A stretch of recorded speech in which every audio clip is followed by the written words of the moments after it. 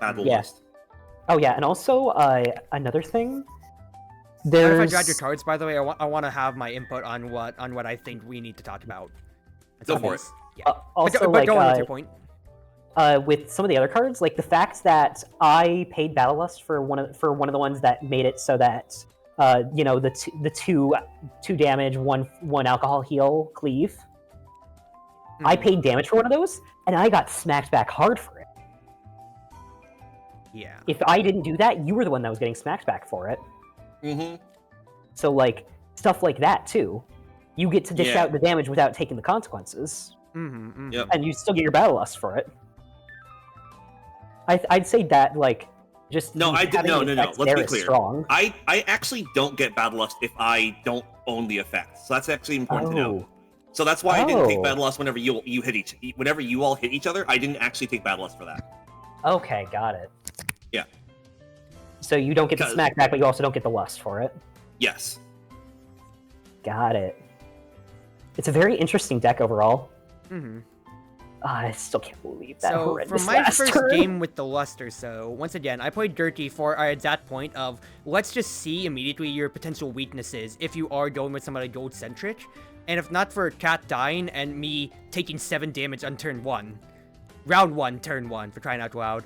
I think a gold victory, or at least knocking another player out with gold, was feasible, because if not counting you winning the drinking contest, you would have been at 4 gold at that point then, yourself, which is also danger territory when it comes to it. Because I killed Cat without even meaning to, really, I'll be honest with you, but then again, there was 4 raises in one side, and I had... real casual... Yeah. Go ahead, I'm sorry. I was about to say, I took pictures, after my first discard and draw, I'm gonna send it in integrated right here. Give me 1 second. This is, so, after my first discard and draw, this was my opening hand. Or my hand on my first turn. That is all cards of gambling plus my I don't think so. Wow. Yeah. My second turn hand was all gambling cards, all ways to get gold, and then just 1 fortitude loss. And then I died. Yeah.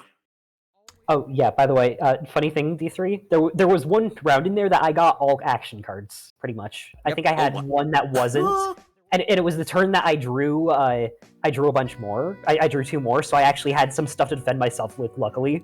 But if I didn't get that story, I was screwed. Yeah, very much so. I had a weird thought that happened right now, that, like, I've never thought of it this way. I might have a buff because I have so few gold interaction cards. So I think what happens is that the gold interaction cards are replaced with cards that interact in other places. Yeah. But many people on my table have not been incentivized to interact with the gold portion of it. Because if I think about it, if you had lived another turn, and if Cat had lived another turn, that's another 3 gold down the drain, because both of you had take 1 gold from everybody, and Cat had another gold that take 1 gold, and so did you. I could have died next turn. Yeah. You could have. You could have died so early. Yeah. So, like, you won the drinking contest, that didn't matter, but the fact is, you were actually, even if with winning it, you were getting worn down, so that is a viable way to get around to you. But the fact is, at the end of the day, you still did win. That's another notch. Yeah. Another notch. Yep. Oh yeah, also. I need my turn. Now in my turn. Any more insights on your end real quick? Because I do have a few potential suggestions when it comes to it, both for just, semantics and then ideas. Yeah, I think the primary thing I have is that there's like some obviously there's some typesetting changes and the art changes. Believe it or not, I've had some people that saw the deck and said, "Hey, can I try and draw the art for that?" And so there might be some fan art coming in to do that can replace this. Oh yeah, cool. That's awesome. I do have to say this. The cards are confusing sometimes, and it's like a combination of the funky text and just a little bit of what I'm assuming is minor dyslexia, and then also just like some of the wordings too, because like there's one of the wordings that's just like, this is not a coherent sentence. I only know what it does because all of you know what it does. Yeah. Which one? It was one of the ones that had like full white text, not that one, but I'm gonna keep these to the side here because this is gonna be what I'm gonna talk about in I just a second. think at least.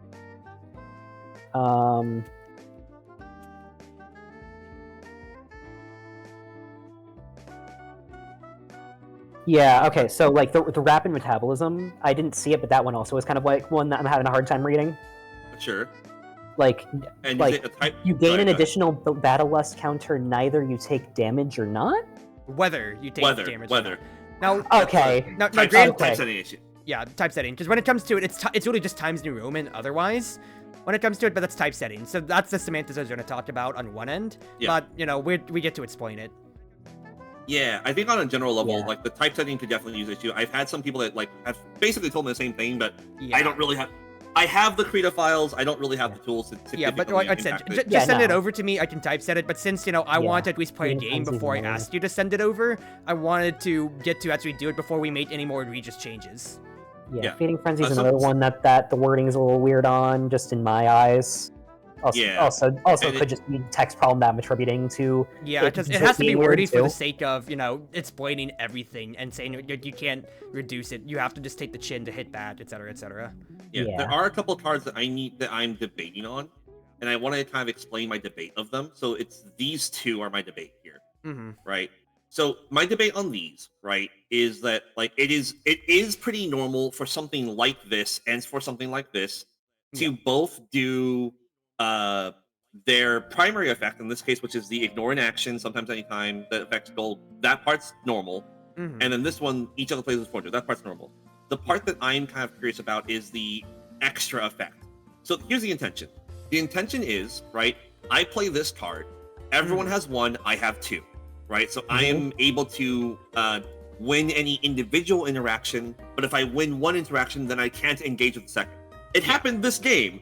Cruz watched it happen this game. Yeah. Right? Where, like, there was a whole card that I chose not to play for multiple turns because I actually had less battle lust than multiple people for multiple turns. And I was trying to bait out the battle lust spending before I played the card, right? Yeah. But at the same time, it also feels like extra text when this one already gets me one battle lust no matter what, right? And then so does this one. This one also gets me one battle lust no matter what.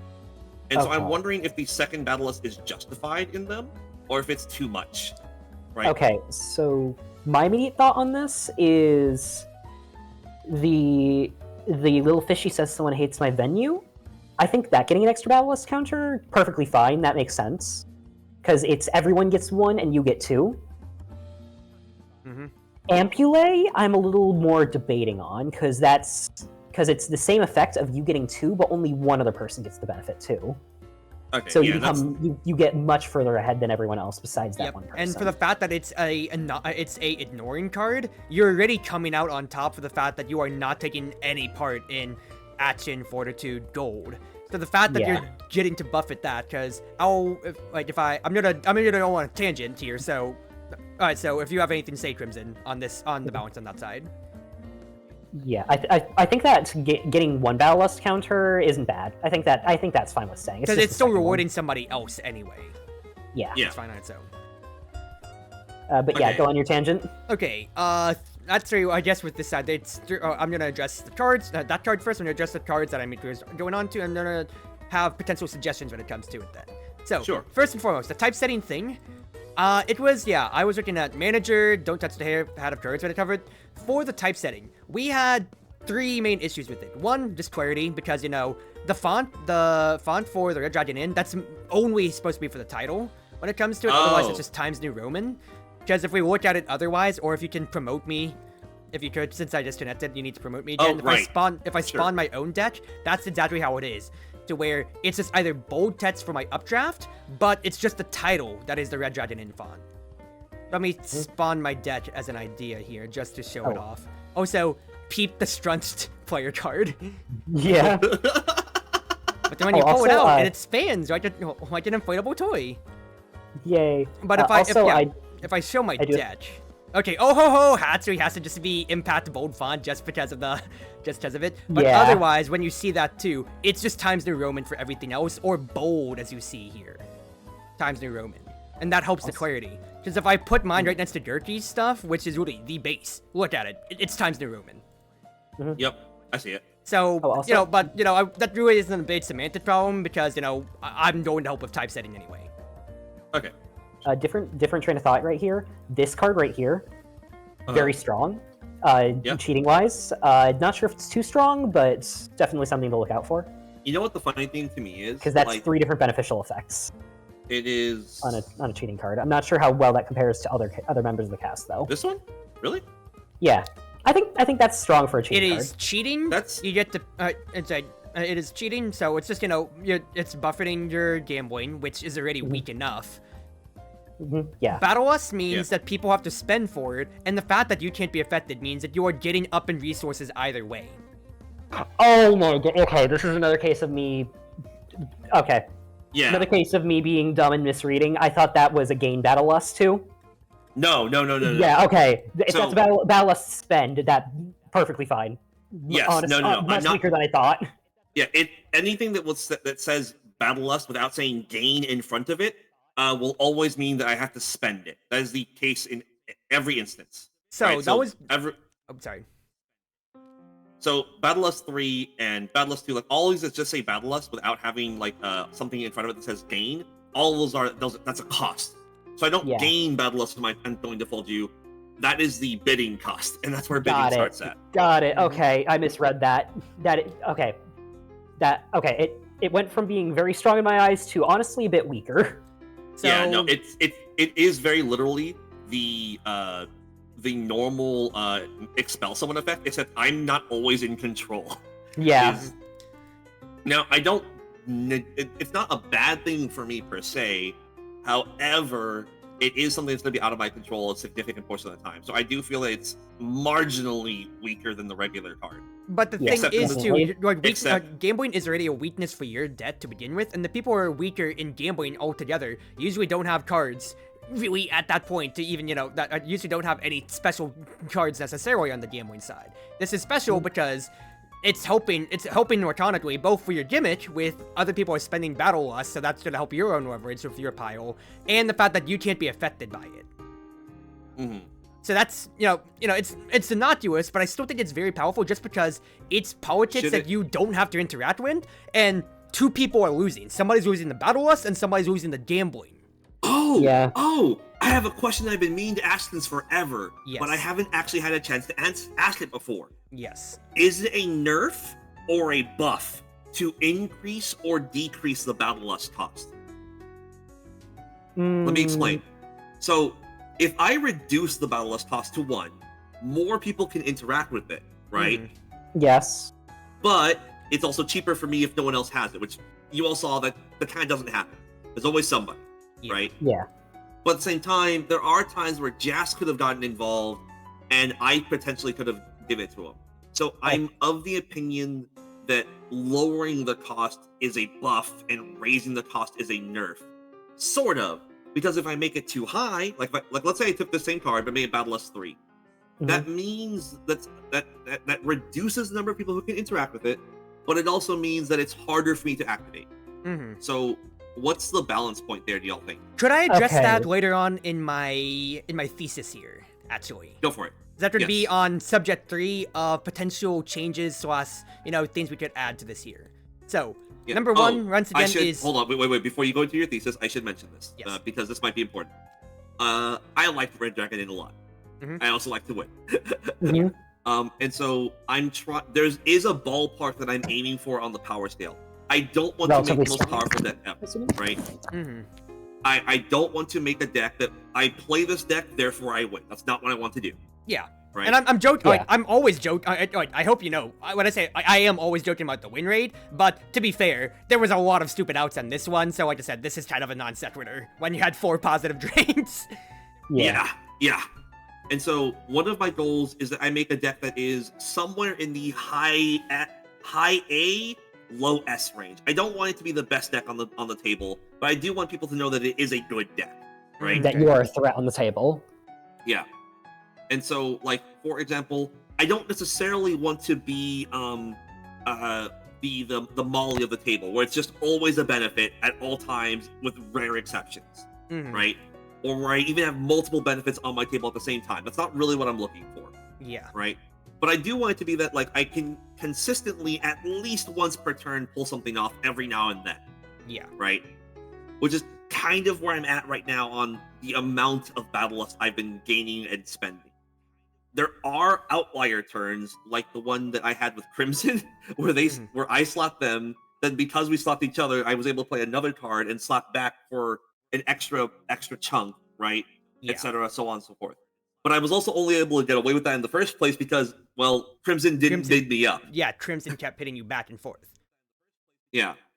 Where if they didn't hit me, or if they didn't bid me up, right, where they had just let me, if they had bidded me up once in one earlier portion of the turn, I wouldn't have had the Battle Lust to do that string of attacks. Yeah. Right? And so on that front, I'm happy. And so more of what I'm looking at is the card effect unfun, or is there a tweak required to make it more understandable / palatable, right? That's where most of my thing is. For example, for this card, where is it? I just had it. Here we go. The I'm going to fold you. I think I agree that like it is a very powerful cheating card, not because it's particularly strong, but because I'm otherwise really weak at gold. So having anything that's a positive is good, right? Yeah. Right. And so I don't know that I want to get rid of it, but I'm also open to ideas. I will address that in my thesis statement. All right, let's go for it. All right, let me take the sip first. Uh-oh.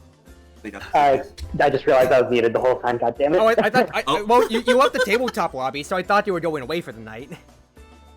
Oh, I'm gonna listen in for a bit, but I'm also getting prepped for like shower and getting into bed and stuff. I'm gonna leave when I get to that point, but I want to hear him. Yeah. So, well, first, do you have anything more to say on this end, Crimson? So otherwise, I will probably beat my Dune Imperium rant by like 20 minutes. Okay.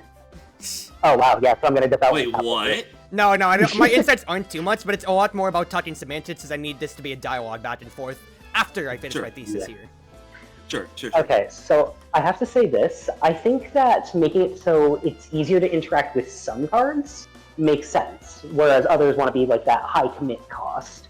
3 is definitely the upper end of where it feels like it's reasonable to have any interaction with you besides you just saying, "Oh wow, look here, no one has any Battle Lust besides me." Now I have. I'm not sure if there might be a couple that more that you want to bring down to 1, but I like the fact that there's a lot that are at 2, so it's literally just as simple as you smack and they smack back, or something like that, and they can instantly get on the bidding. And at least force you to spend more of yours. So I think that's really my piece for it for now. I think I could actually factor that into my point, or at the latter end of my thesis. Alright, sure. Alright, so I will divide this into 3 parts, and I'm checking my recording here. I am at 1 hour 51 minutes, so let's see how long this goes. Okay, my 3 points that I have overall is card clarity. So once again, it is just going to be our semantics. Number 2, keyword. And number 3, it is going to be my suggestions and interactability. Number 1, on the semantics, like we said, the title is just on the Red Dragon Inn font or so, not too much of a problem. We'll send things over, and then I can send you a whole I can send you the whole zip file of all your PNGs, so we can have another test run with clearer font. Hopefully that'll help clear things up, rather than, oh, I played this round, this is how this card works, if you're new to the table. Not too much of a problem on point 1 when it comes to it or so. And that'll also help cut down some of the card tests, considering how, like, from mine to... It wasn't necessarily egregious on my deck when it comes to anything that is, like, too much text, necessarily. Updraft kind of takes a little bit, but, like, for example, on my hit batch, when it comes to it, it's still pretty legible, all things considered. I never had to straighten the font on it at all. Actually, no, that's my reduced, but, like, my hit batch, you see here, okay, reduced it by 1 size, but it still gets the point. It still has all the hit bat talk, all the hit bat font, and it doesn't have anything weird about it. The updraft is cleanly explained, and I think that would, help eye clarity so much. Agreed. But that's, that's semantics, that's an easy fix. Number 2 here. When it comes to your cards for Battle Lust, the first one that came to my mind since I got to interact with it, don't touch the hair. Pick another player. There was one Fortitude, and then, like, on with, like, the I am the manager. First and foremost, like, let's look at I am the managers for my idea right here. Each other player loses 1 Fortitude. That happens, and then the bidding starts after that, right? No. So this is not in order. Battle Lust always happens first. Battle Lust happens first, because my point here is we need to potentially have a keyword to define when a card is saying an effect happens, and then Battle Lust, could alter the effect to be completely different.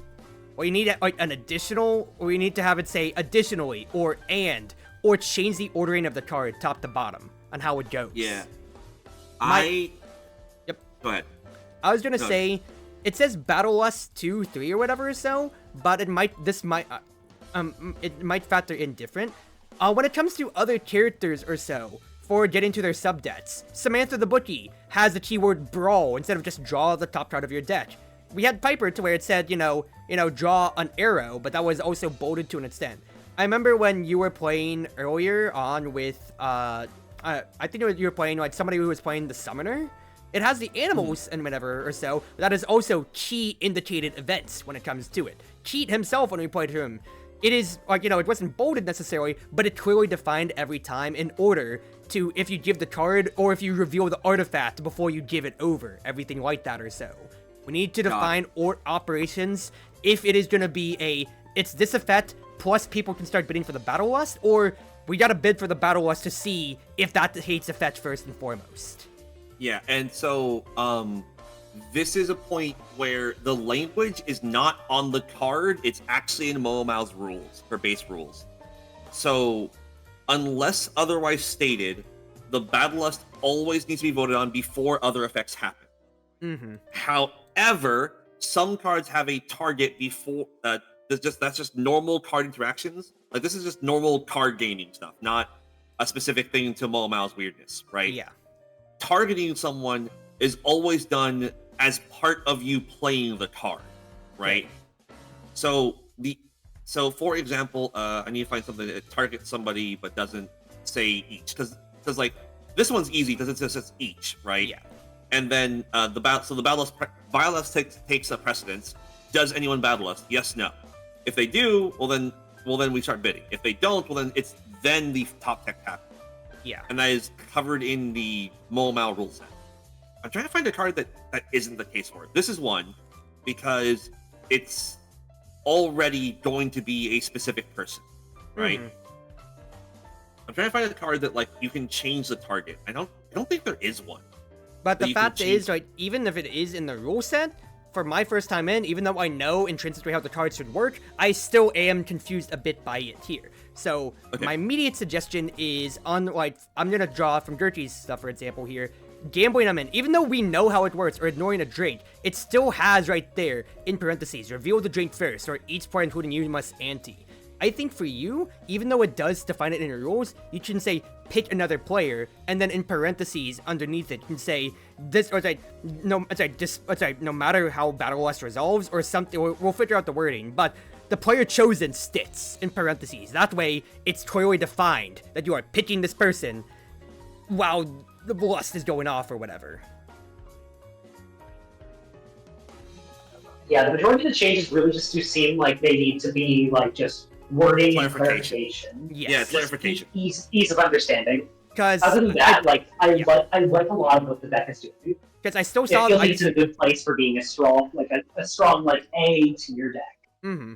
Yeah. Okay. Yeah. No, you know what? That's a good point. I like that. Because we need to, because like I said, even though like you got to say it out loud, and it's like, okay, for this situation, you are choosing the player. Fact is, I had to hear you word of mouth say it.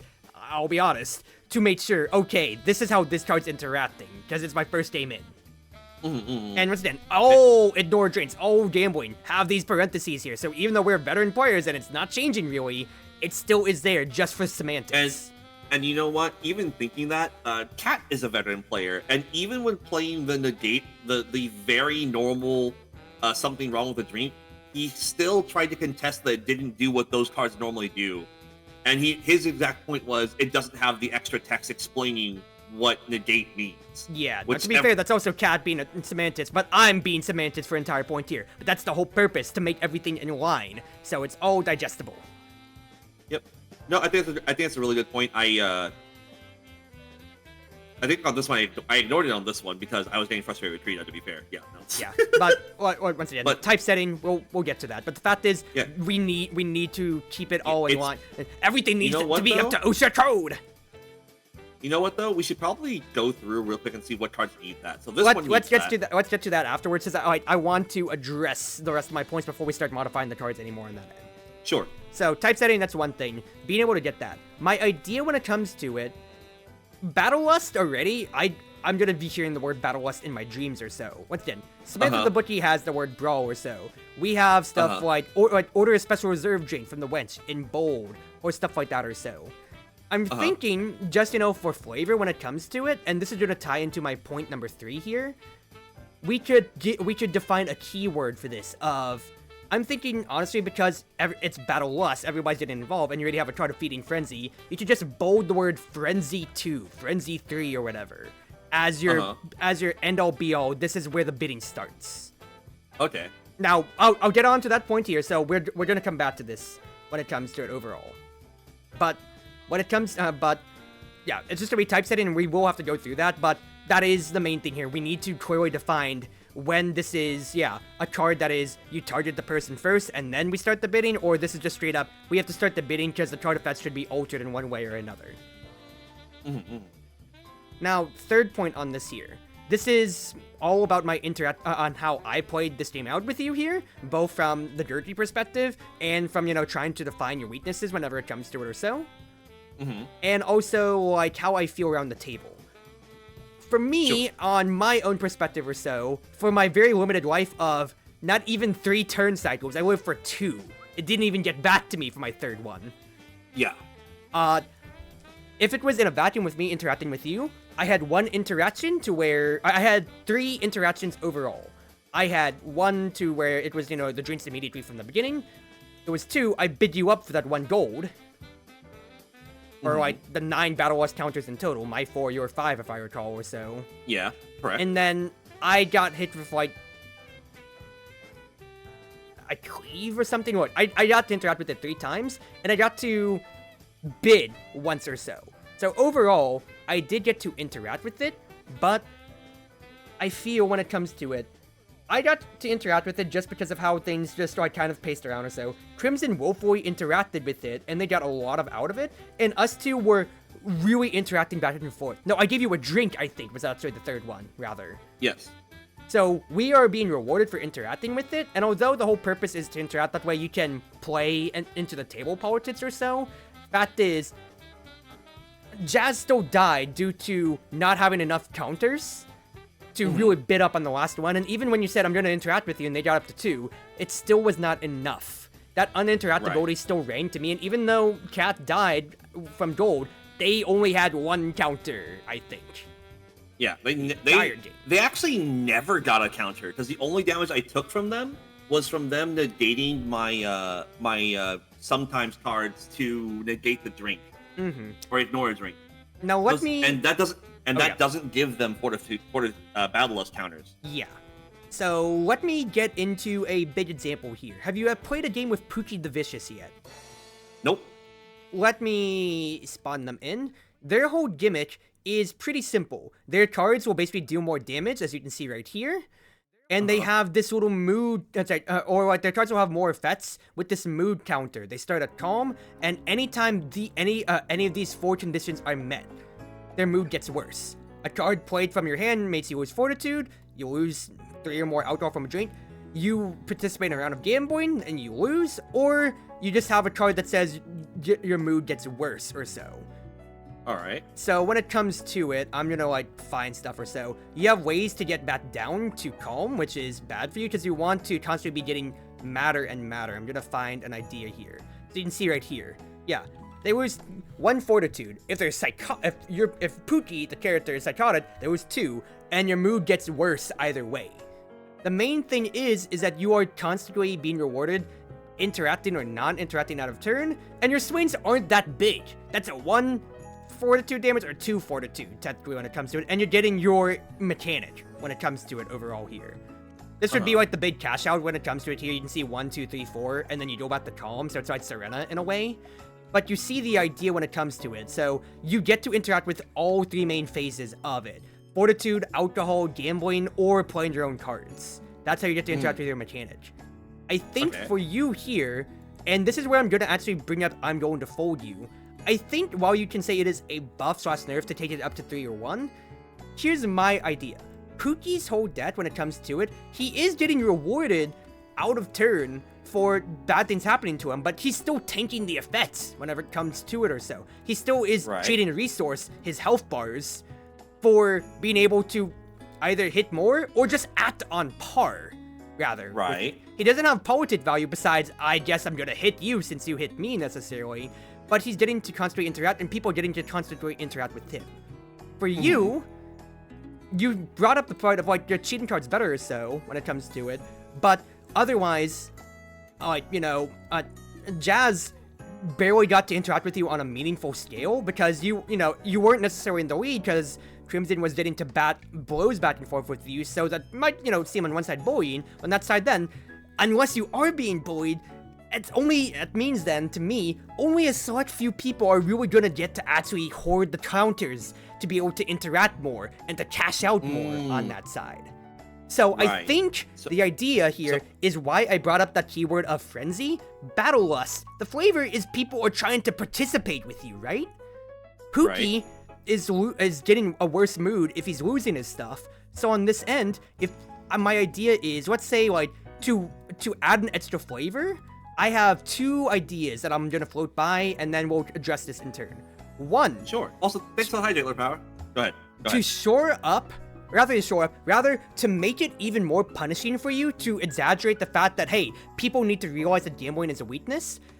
Maybe for an idea, if you win a round of gambling, or if people are in a round with you when you win or so, they get like a battle lust counter. You're still getting gold, which is showing up your weakness, but they have another way to interact with you, because they interacted with you in the way of gambling.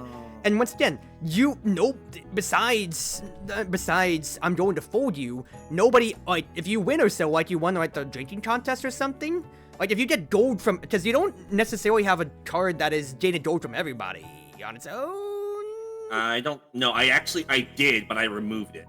Because that's what mine now used to be. Yes. Mine now used to be I get a gold from everybody, and I removed it because I thought I was trying to emphasize a weakness. Yes, but the thing is that that's another layer that people aren't getting interacted with you. So whether it be, I think it could be a universal change on your card, like on your roll sheet, to where if you win a contest or if you win gold, like if you gain gold from somebody, whether it be a contest, gambling, if you just gain gold from them in any way, they get a battle lust because they're interacting with you still. Do you think it would be worthwhile to do the same language on Fortitude but for gold?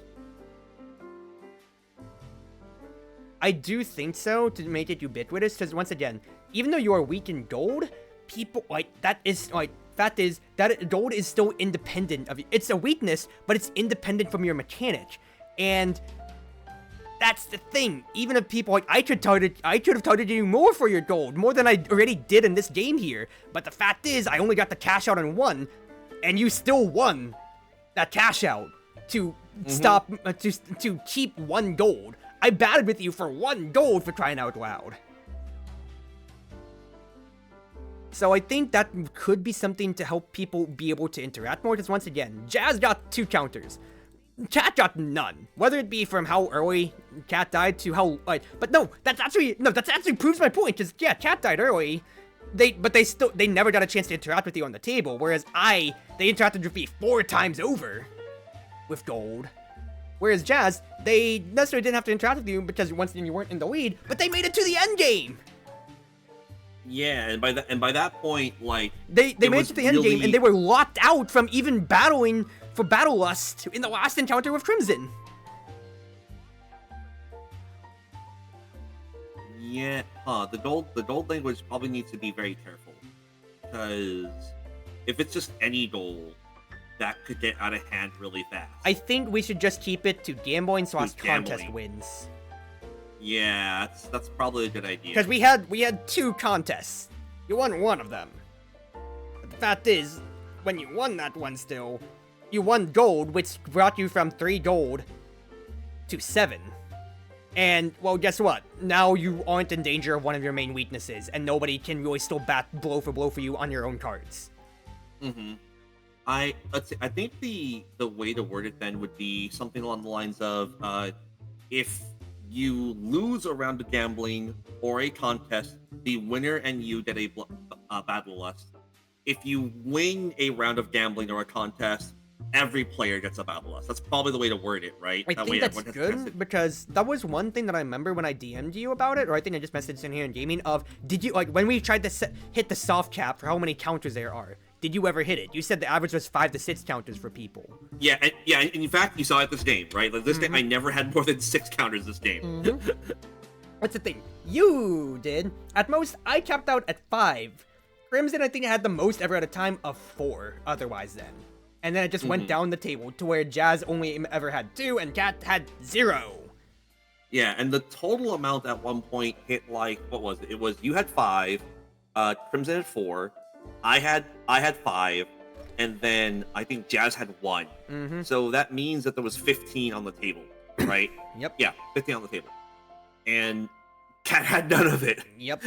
So that's the it goes back to uninteractability again of Jazz. The one time they could have meaningfully saved their life from it, they literally couldn't because they were just outbid from the get-go. Yeah. Yep. If a player wins a round of gambling or a contest,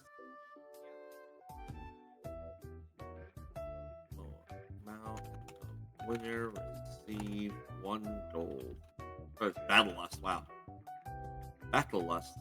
And then if Mao wins a round of gambling or a contest, every player receives 1 Battle Lust. That's a good change, I think. That makes it more interactable, which is the entire point of the deck, right? Yeah. And it's definitely like shoring up something strange that wasn't like, yeah, thanks, Eggle. That's the idea, Eggle. I'm glad. Yeah, thank you for listening in, Edge. This is game design. I went through 7 playtests, but my mechanic was easier. This is what, playtest 12 you said now? Yeah. Yeah, and the problem that I've always had with trying to playtest it is, like, a lot of times I'll have a new player on my board. Yep. Or it's a group of new players. And so I usually don't even play Momo out of the first round that we play together because, like, I know they won't understand her. Yeah. And even after a round or 2 of, like, playing the game, I'm not convinced that people understand her at all. Now, you had 2 veterans here, and granted, one of the veterans bowed out in turn 1.5. Yeah, that was so rough. Yeah. Piper is actually a pretty good cheating character when it comes to it, if I recall as well, too. So, they just got beaten by Dirty Horde of Coin. You don't bat with the king now. Yep. But that is solution number 1 that I had in my mind. Now, I'm going to go on to I'm going to fold you, and I'm going to address your rules for bidding then. If multiple people, including more amount, opt to pay the Battle Lust cost, start a round of Battle Lust bidding. The minimum bid on the card, starting with the person who wanted to pay the Battle Lust first in turn order. Doesn't that start with you to activate some of the better ones, right? Yes. Now, here's my idea. This could change how your deck floats entirely, so this is an idea once again here. I don't think you necessarily have to change I'm going to fold you, but I'm using that as a vacuum, but I don't know how well it would apply to the rest, so listen to me here. The bidding starts with you in turn order, and then it goes in turn order, right? Not always, because I don't always bid. If I opt out, it starts with whoever is not me, that is in turn order to my left. So, for example, in the case where Crimson and Jas both opted in, Jas actually starts that interaction, but Crimson happened to have more battle lust, so they won regardless. Yeah. Because the main thing that comes to my mind is that, of course, it's in your priority, and your deck, allows you to generate more battle lust than other people. But the main thing that comes to my mind with it is the fact of, since you get first say, and that gives you so much power to be able to say, I can basically bid first or bid last in an interaction if I want to, so as not even bid at all, means that cards like these or so, means that people are absolutely, okay, not exactly I'm going to fold you, but like ones that would maybe change the effect of the card altogether. Like, I am the manager, for instance, or so. Right. Oh, okay. Well, you wouldn't be spending on. Well, you could spend on it. Well, that's the thing that I'm having trouble with on this idea here. Yeah. Because the fact is, like, I'm thinking to myself, you yourself don't have to necessarily spend, but there needs to be an incentive. Because it's like defensive cards. People need to get your Battle Lust out as people need to get defensive cards out. And the fact that you can choose, yeah, I don't have to activate this effect, but other people might want to, that's draining resources, and they're not eating the rich, which is you. You can just kind of avoid that. And yeah, I understand the nuance with that, but I do see it could be a problem, because at the end of the game, what was the counters at? 2, 3, sits on you at the end.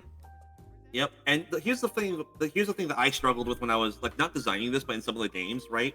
So, it happens multiple times a game. Every game. It did this in this one because it was so fucking fast, right?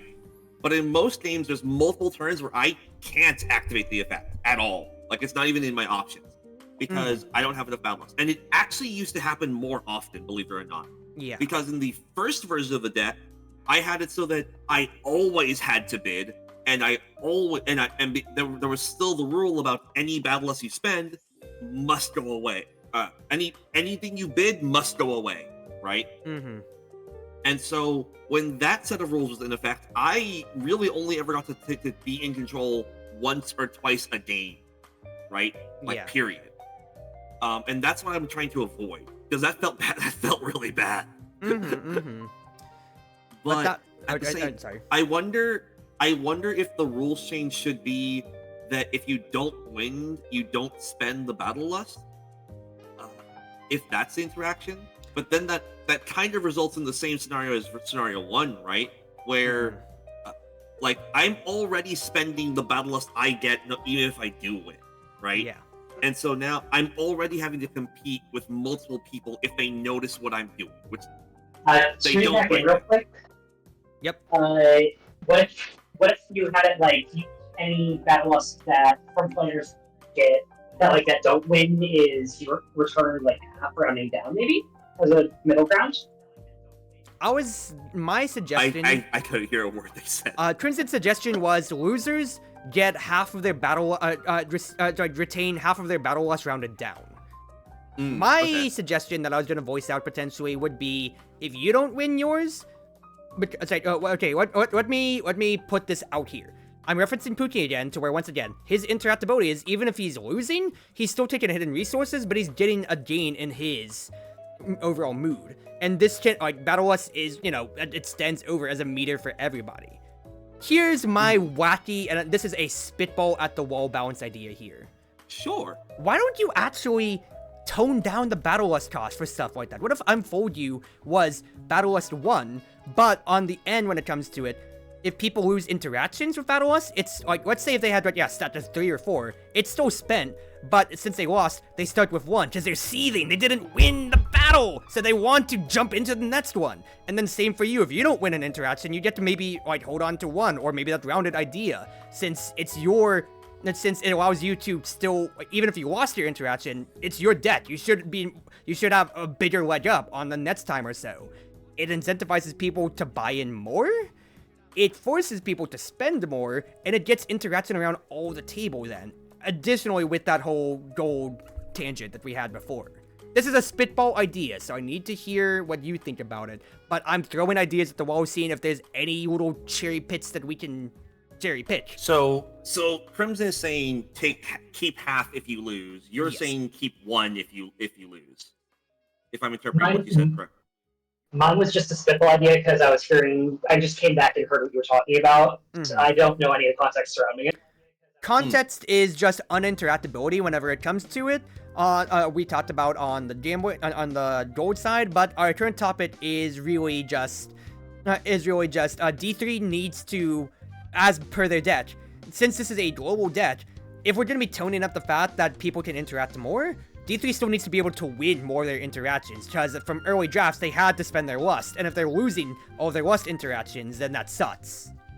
Yeah, exactly. Like, the first version of the deck, that was actually one of the games I lost, right? Where I got second place, so it was coming down to me and one other person. Yeah. But it came down to, they were actually able to spend my battle lust and I couldn't. so I actually wasn't able to target them at all with any of my offensive action cards. So at that point in time, there wasn't a distinction. Every action card could be redirected. It was each one said target a non-Moamau player. So because they had just accrued so much battle lust in the first couple of rounds and then just never spent it, and I was forced to spend at all times, they just outbid me for my own cards, and I wasn't able to target them at all. Spitball idea. Sorry, go on. You need to finish your point. And so there were two there were two solutions I had to approach. Either one, bidding had to change so that I wasn't forced to bid, and other people had the opportunity to bid without me, or I had to include wording on every card saying that if there's only one other target, you must choose that target. And between the two, I was like, one of them is an interaction mechanic, and where we can have a negotiation, and one of those is a non-interactable mechanic where it's me and you, mano a mano. And I was like, I want interaction mechanics, so I leaned in on the former, rather than just negating people's ability to choose. So that lands us to exactly where we are on discussing, because the spitball idea that I had, Crimson, I don't know how long you were away, was that we maybe lowering the battle loss on some and letting people, maybe retain as you walked in on now to incentivize more on the ideas here. Because here's the balancing lever that I still have to put out. Even if you are we added one lever as our turn draft on the gold side for people to generate more battle loss. I think that's going to let people interact more, but it's not going to tip the scales for you losing your interactions more. Because the fact is that is, showing up a weakness, but it shows up a gold weakness, but allows people to interact more on that side. But I don't think necessarily we are turning it too far, because the main thing still is, even if people are maybe even getting close to within 1 or 2 lust tokens range for you, D3, not all of these effects are necessarily going to be things that you have to spend for, and for the ones that you do want to spend for, rather, you can still table politic around. So that is a power level which we only can find out more in playtesting. And granted, for the 2 table politic interactions that we had, it was still just a shut and dry case. I have 1 more counters than you, so that's really it.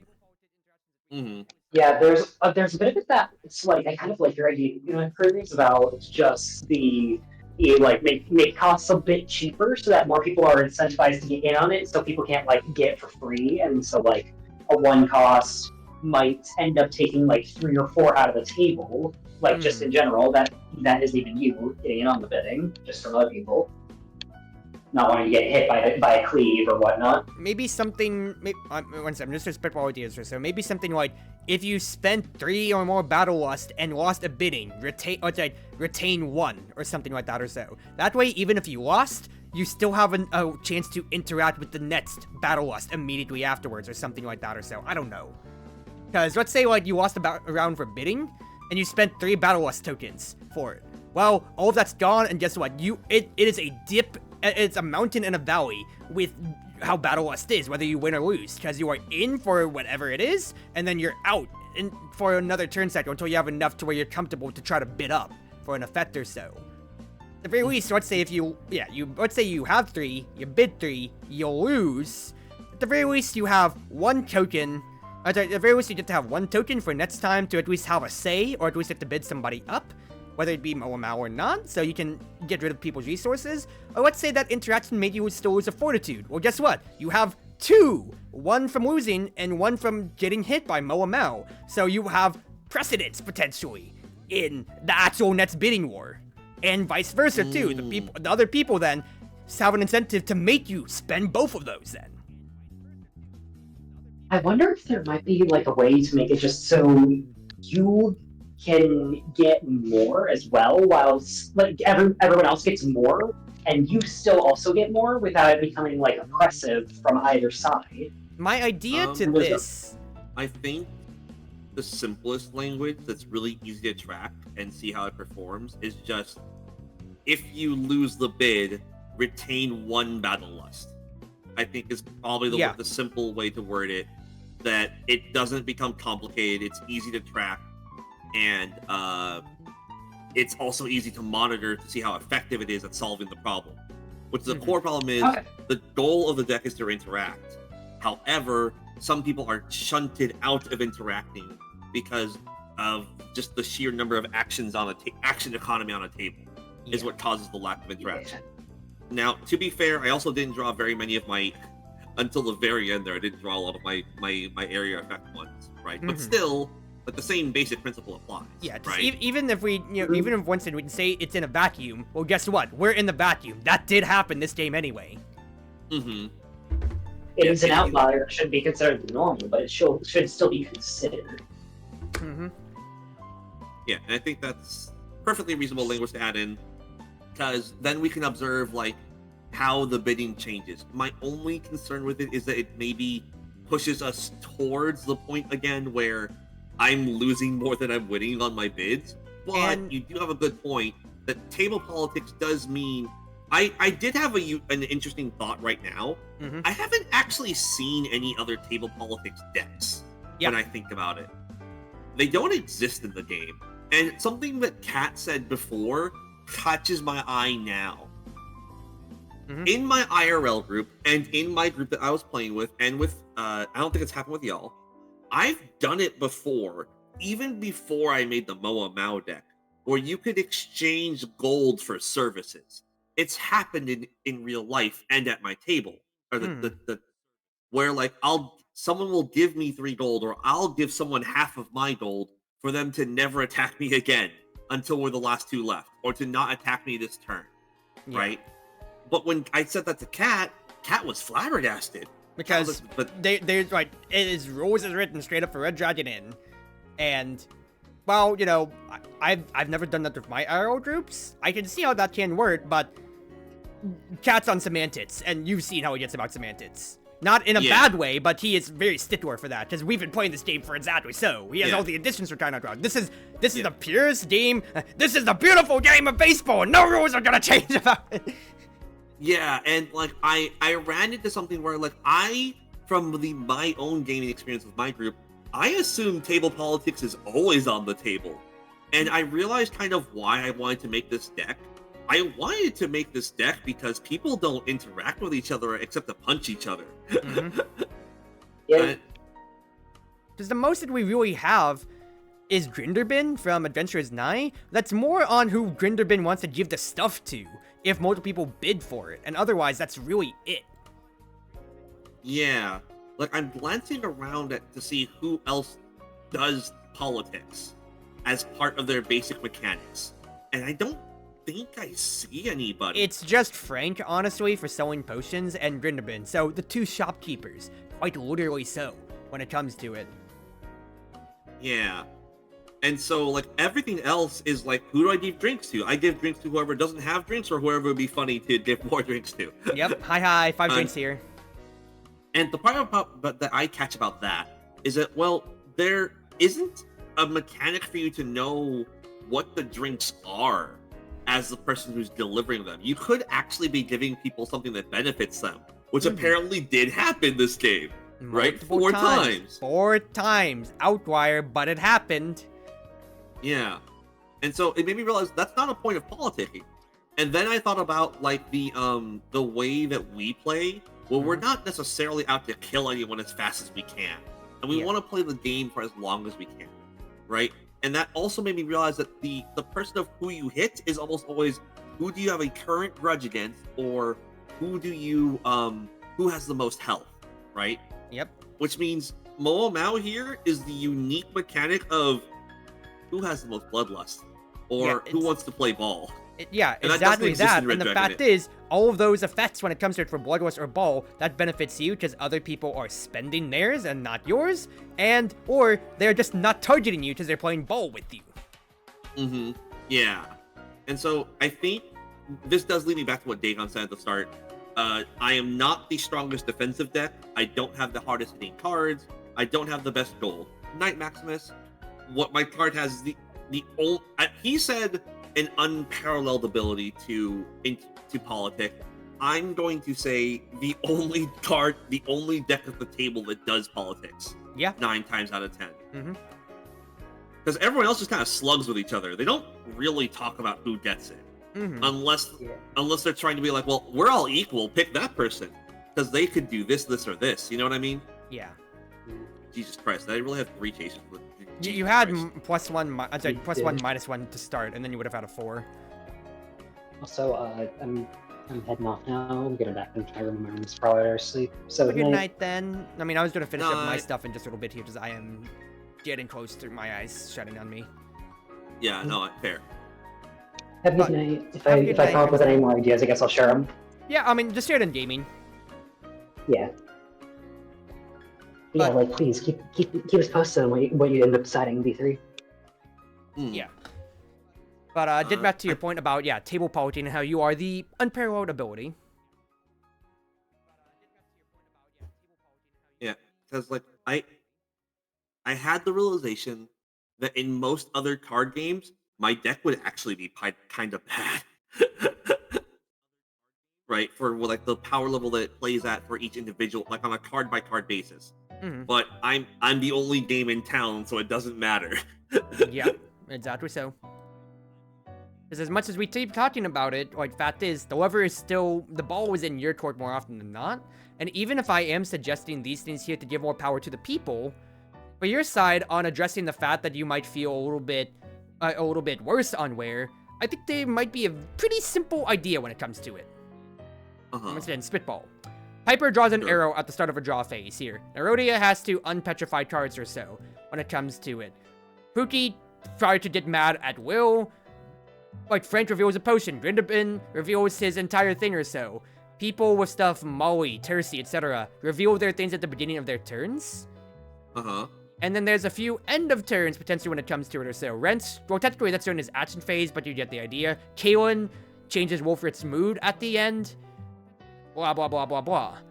What if for you, when it comes to it, okay, so the 2 levers that I've suggested for people, for the gold side, for AoE, for interactability, and people retaining their battle lust, gives power to the people. My idea with my next suggestion here is the fact is, chances are, if you're gonna be spending battle lust, it's gonna be on your action turn, on your action, when it's an effect that you really want to go off anyway or so. You still have a lot of politic value outside of your turn, just from the fact that people having battle lust, not counting if you do or do not yourself. And once again, that aforementioned power of people spending resources to not hit you, and to spend those resources so you're powerful on your next swing. But if you're worried that you might be outpaced considering how since people can bed you up more, why not just literally turn order, discard and draw, action, order drinks, drink, and then like add a minimum or something like that of like gain a battle lust, or like if you didn't gain battle lust on your action or from an action card or some shit like that or so, gain a lust. So you still will have an edge up naturally, but people will still be bidding around the table more overall. I had a sort of sideways thought that occurs to me now. Right? It is normal to have resource access at start of turn. So what if every player gains 1 battle lust at the start of Momo's turn? And then the thought is her other interaction cards, right? Her actions, right? Many of them I was thinking about getting rid of that language, but now I wonder if I should keep it. If I did that, I would probably keep it. That way I have more battle lust generation than everyone else does. But on average, more people can interact with the card in general. Could be. We'd have to play around with the levers, considering how once again my earlier suggestion too was just to tone down the lust counters. That way, like, for example, the one to kick somebody out of cheating, that would be at 1, and if somebody lost, they can at least still pay into it.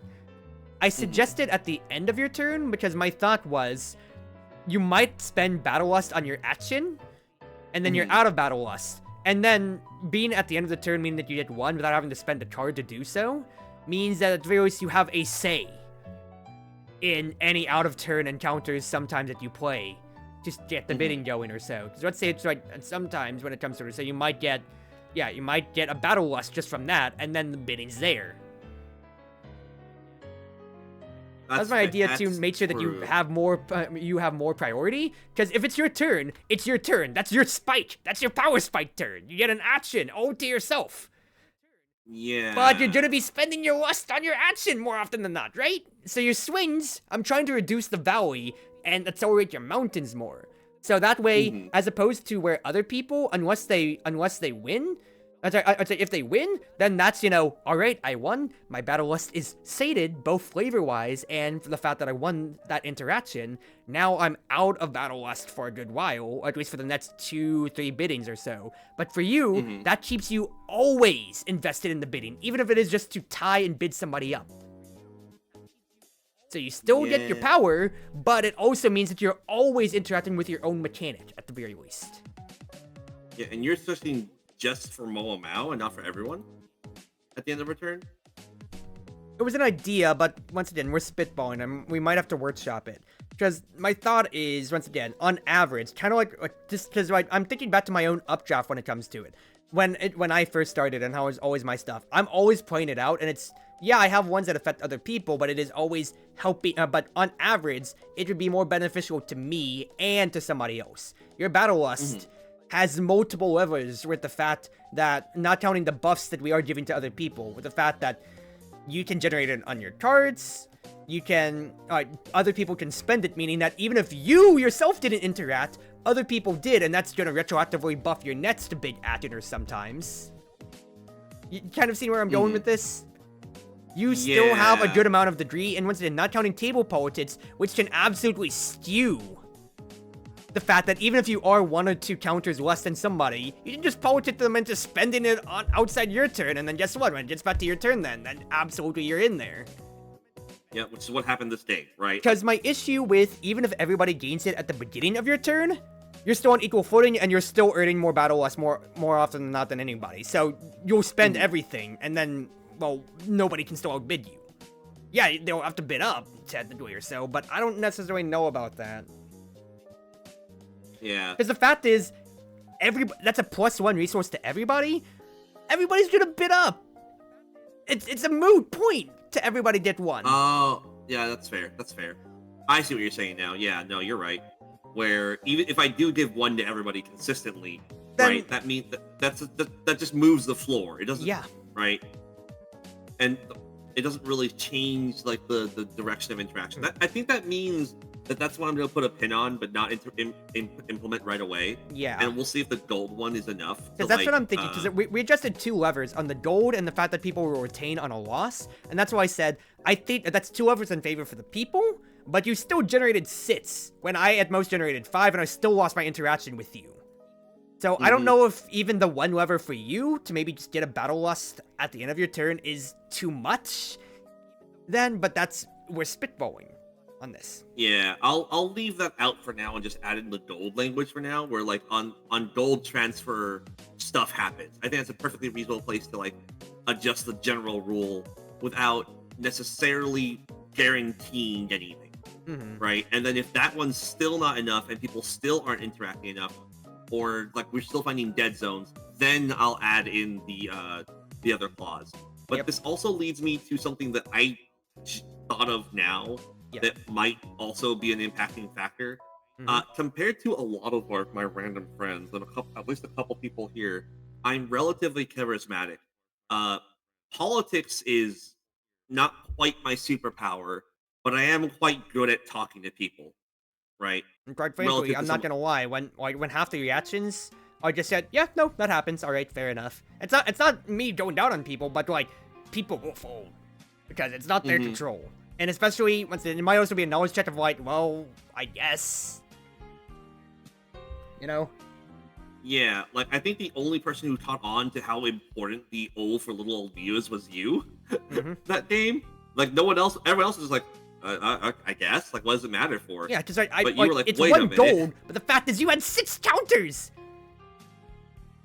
I had 4, and I'm the only person who can really do anything, because otherwise, like I said, with the whole point of, yeah, I know you have an Anora drink card, but you have to get it out somehow. Otherwise, it's just literally, alright, I get whatever battle lust I want in the future, and nobody can do anything about it. I have to do something, even if it takes my priority away from the table. Yeah. Yeah, and I think the way I've always tried to balance it is that I'll have more battle lists than any individual, but compared to the group, I'll be short. Is kind of what I've been aiming at, right? And so in that case, I'm short by 3 compared to the group in total. Now, even if I have, sorry. Even compared to any individual person, like I had a lot more than you. I had 1 more than you did. I had a lot more than Crimson and Jas did. But right, yeah. Politicking. Yeah. I think I do like the design philosophy that you have here. My problem, or I wouldn't say it's a problem. I think the fact is, like, I think that is your win condition, is how I'm gonna define this. Get into a 1v1 battle lust, since you can outmuscle an individual or so. But otherwise, secondary to that is the fact that you need to table politic other people to spend around. That way the group stays at a lower level altogether when it comes to it. That way you can try to just really outmuscle the individual that you need to target when it comes to it mostly or so. I know that it's an open bidding, but my point is hopefully clear. And the fact is, I don't know how it comes with groups or so, but the fact that, for me and my game, I'd say, like, this is my first game with it, and I'm immediately like, no, we need to keep the relative level down on this end. And that was my 1 interaction in 2 turns, but the fact is, it was a good one. It felt good, even if I lost it, because the fact is, you still spent for that. Yeah, that was kind of my thought. It's just like, even if you lose, you feel like you're winning because you're making me spend one way or the other. It was for 1 fucking gold, for crying out loud, and then you got it from the inn, because I swiped the tip. It was funny, it felt good for me, because I still got to cash out in a way, even if I lost. And the fact is, I'm like, alright, well, the floors are open then for whoever else, but that went into the fact that, I interacted with you, Crimson interacted with you, nobody else had counters, so what's the point? Yeah. But that's sideways to it, Fact is, that interaction felt good on paper when it comes to it, but overall, there is still those levers to look at. Because when it comes to it, like, I'll be honest, my eyes are really closing soon, and it is almost 3 a.m., so let me go through everything first and foremost. Semantics. We talked about that. If you want to, just send things over to me, along with all the changed language, but you've already been doing that in DMs, and I can typeset things for you whenever I get a chance. 2, we will add in the parentheses potentially or so, and you will want to, I'm just going to typeset, I want you to type out whatever changes I need to do, that way I don't interpret something wrong, because it is your deck. Yeah. 3, I don't know if we still want to keep Battle Lust or the wording of Frenzy on there. No, just for flavor. Battle Lust is mostly a flavor word. Yeah, Battle Lust is just a flavor word, right? Yeah. If it needs to shrink down to 1 word to be easier to say, like Frenzy, I'm open to that. It's right? Flavor, and once again, like, everyone, get in here! I think it's funny, but it's not my deck. It's your call. And also, I'm thinking, I will be honest as well, this suggestion is also stemming from space at the card. Yep, no, that's fair. I'll workshop it. I'll send you 2 drafts. Yeah, I'll like Battle Lust for now. Alright, and I think definitely I think either way, the biggest problem is definitely what's the word I'm looking for here? The biggest problem is definitely part of the confusion of the card is that they are they're tough to read, and that makes them harder to play against because people are routinely misinterpreting the words. Yeah. And that's not anyone's fault. That just is the way that it is. Right? But that also means it's very fixable, right? Like, yeah. But once again, that's the semantic side when it comes to it. That is, we can start to understand it afterwards. Yeah, I think if I had to suggest something on that front, I would probably fix the typesetting first. Yeah. Before worrying about changing any of the words on the cards. Because once it's set, then I can just change the wording of the cards. And we don't have to... Yeah, fair enough then. Alright. Yeah, typesetting first. So I'll do that typesetting. I'll just exactly as written when it comes to it then, and we'll fritz on that. Also, on that side, I will need to change the gems, because they are still my gem colors. Yeah, no, fair enough, feel free. Blue and gold. Yep, fair enough then. I will do that. Then 3 levers that we are looking at. Yes, we are turning the lever on for your rules change potentially of if you gain gold from a round of gambling or from a drinking contest, / drink event or so. Then, well, actually, no, it's just drinking contest. So, round of gambling or drinking contest. People who lost get 1 Battle Lust. Because even if it is everybody getting 1 and you aren't getting 1, the fact is that doesn't always happen. And that is still a weakness that you are shoring up, which is still a target on your batch, as people can interact with you more outside of just targeting your gold in that point then. Yep. Lever number 2, I know I suggested, I want to make sure, like, is this a yes as well to, if people spend, like, once again, like, Battle Lust and they lose the bidding, they retain at least 1. Yeah, I think I'm going to say just 1. Just be very specific. Retain 1 Battle Lust that you spent. I think we might want to be specific on this end too. Do we need to say this, do we need to add a clause of, like, if they spent at least 2 more or 3 more? Because then, if you're just at 1, you're always just going to be bidding it. There's no incentive not to. So it has to at least be a value of 2 or 3.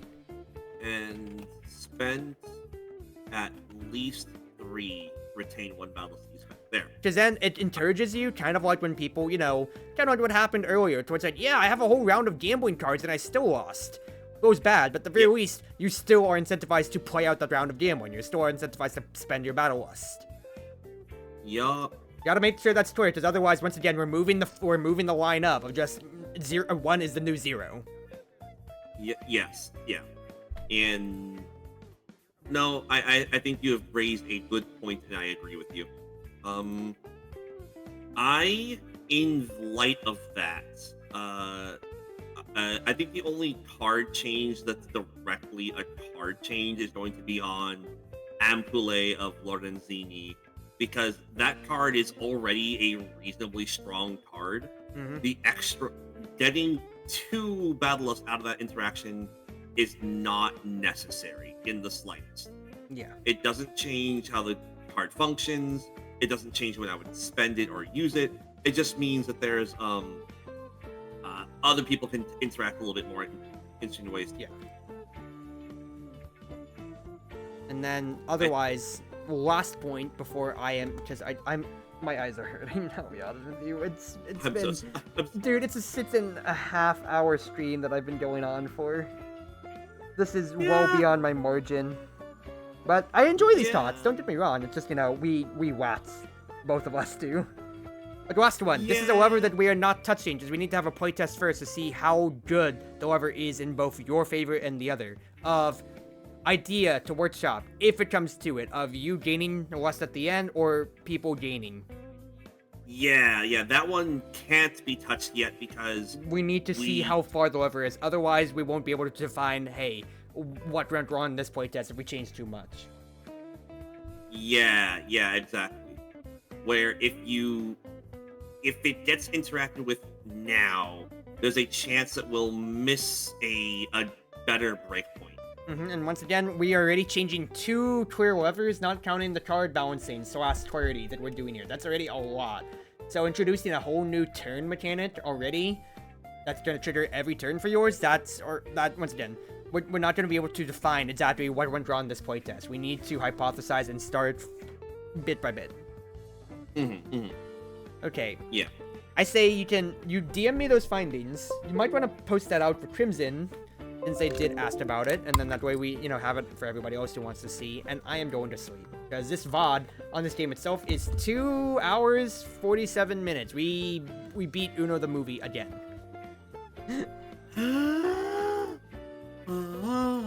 Alright, I'm ending the stream here. It's been your Wonderful Wind Mage, your Cruz Ship servant, Chartreuse Proxy, ever and always at your service now. Whether it be morning, afternoon, evening, or night, at least from my side of the world, have a wonderful night now.